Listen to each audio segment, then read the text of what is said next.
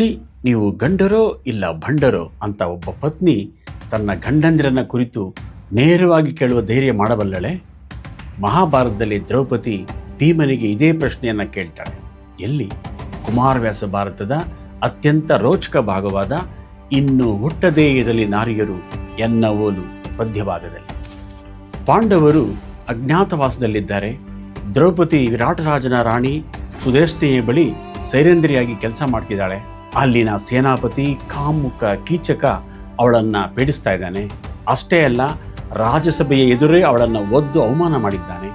ಈಗ ದ್ರೌಪದಿಗೆ ವಿಪರೀತ ಕೋಪ, ದುಃಖ. ಈ ವಿಷಯವನ್ನ ಯಾರ ಹತ್ರ ಹೇಳ್ಕೊಳ್ಳುವುದು ಅಂತ ಯೋಚಿಸ್ತಾಳೆ.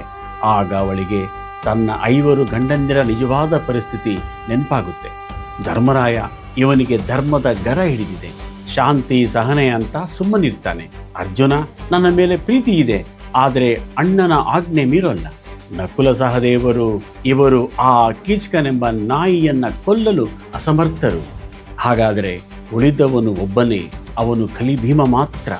ಅವನಿಗೇನಾದರೂ ತನಗೆ ಕಷ್ಟ ಬಂದಿದೆ ಅಂತ ಗೊತ್ತಾದರೆ ಸುಮ್ಮನಿರಲ್ಲ, ತಕ್ಷಣ ಸಿಡಿಯುತ್ತಾನೆ. ಅವನೇ ಬಿಡುಕುಳ್ಳ ಗಂಡ. ಅದಕ್ಕೆ ದ್ರೌಪದಿ ರಾತ್ರೋರಾತ್ರಿ ಭೀಮ ಮಲಗಿದ್ದ ಅಡುಗೆ ಮನೆಗೆ ಹೋಗ್ತಾಳೆ. ಒಂದು ವೇಳೆ ಭೀಮನಿಗೂ ಹೇಳಿ ಪ್ರಯೋಜನವಾಗದಿದ್ದರೆ ತಾನು ಘೋರವಾದ ವಿಷ ಕುಡಿದು ಪ್ರಾಣ ಕಳೆದುಕೊಳ್ಳುವುದು ಅಂತ ನಿರ್ಧಾರ ಮಾಡಿಯೇ ಅಲ್ಲಿ ಹೋಗುತ್ತಾಳೆ. ನಿದ್ರೆಯಲ್ಲಿ ಆ ಸಿಂಹವನ್ನು ಎಬ್ಬಿಸಿದಂತೆ ಭೀಮನ ಹತ್ರ ಹೋಗಿ ಅವನ ಮುಸುಕು ತೆಗೆದು ಗಲ್ಲ ಹಿಡಿದು ಎಬ್ಬಿಸ್ತಾಳೆ. ಭೀಮ ಎದ್ದು, ಯಾಕೆ ಇಷ್ಟು ರಾತ್ರಿಯಲ್ಲಿ ಬಂದಿದ್ದೀಯಾ? ನಿನ್ನ ಮುಖ ಯಾಕೆ ಬಾಡಿದೆ ಅಂತ ಪ್ರೀತಿಯಿಂದ ಕೇಳ್ತಾನೆ. ದ್ರೌಪದಿ ಕಣ್ಣೀರಿನಿಂದ ತನ್ನ ಸಂಕಟ ಹೇಳಿಕೊಳ್ತಾಳೆ. ನೋಡು ಭೀಮ, ನಿನ್ನಂಥ ಗಂಡಂದ್ರು ಇರುವಾಗಲೇ ಆ ಕೀಚಕ ನೆನ್ನೆ ಎಲ್ಲರ ಎದುರು ನನ್ನನ್ನು ಒದ್ದ. ಇಷ್ಟಾದರೂ ನಾನು ಬದುಕಿರಬೇಕಾ? ನನ್ನ ಮಾನ ಪ್ರಾಣ ನೀನಾದರೂ ಉಳಿಸು ಅಂತಾಳೆ. ಆದರೆ ಭೀಮ ತಕ್ಷಣ ಒಪ್ಪಲ್ಲ. ನೋಡು ದ್ರೌಪದಿ, ಧರ್ಮರಾಯನ ಆಜ್ಞೆ ಎಂಬ ಹಗ್ಗ ನಮ್ಮನ್ನು ಕಟ್ಟಿ ಹಾಕಿದೆ. ನಾನು ಕೀಚಕನನ್ನು ಕೊಂದರೆ ಹೆಂಡತಿಗಾಗಿ ಅಣ್ಣನ ಮಾತು ಮೀರಿದ ಅಂತ ಜನ ಬೈತಾರೆ ಅಂತ ಸ್ವಲ್ಪ ಹಿಂದೇಟು ಹಾಕ್ತಾನೆ. ಭೀಮನ ಈ ಮಾತು ಕೇಳಿ ದ್ರೌಪದಿ ರೌದ್ರಾವತಾರ ತಾಳುತ್ತಾಳೆ.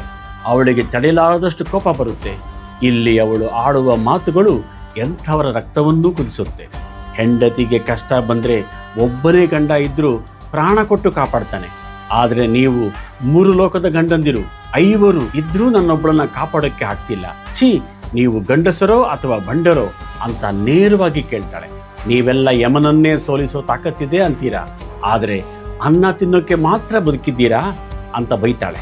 ದ್ರೌಪದಿ ತನ್ನ ಅಳಲನ್ನು ವ್ಯಕ್ತಪಡಿಸುತ್ತಾ ತನಗಾದ 3 ಅವಮಾನಗಳನ್ನು ನೆನಪಿಸಿಕೊಳ್ಳುತ್ತಾಳೆ.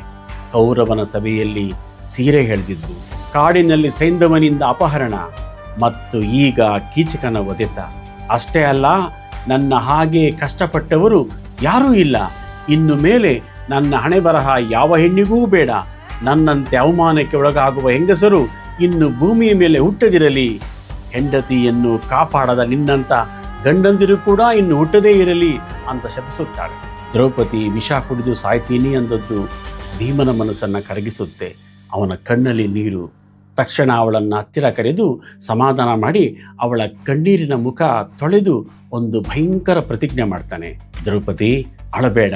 ಇವತ್ತು ನಾನು ಅಣ್ಣನ ಆಜ್ಞೆಯ ಗೆರೆಯನ್ನು ದಾಟುತ್ತೇನೆ. ಆ ಕೀಚಕನ ಎದೆಯನ್ನು ಸೀಳಿ ಹಾಕ್ತೀನಿ. ಇದಕ್ಕೆ ಯಾರಾದರೂ ಅಡ್ಡಿ ಬಂದರೆ ಅವರನ್ನೂ ಮುಗಿಸ್ತೀನಿ. ಒಂದು ವೇಳೆ ಕೌರವರಿಗೆ ಗೊತ್ತಾದರೆ ಅವರನ್ನೂ ಕೊಚ್ಚಿ ಹಾಕ್ತೀನಿ.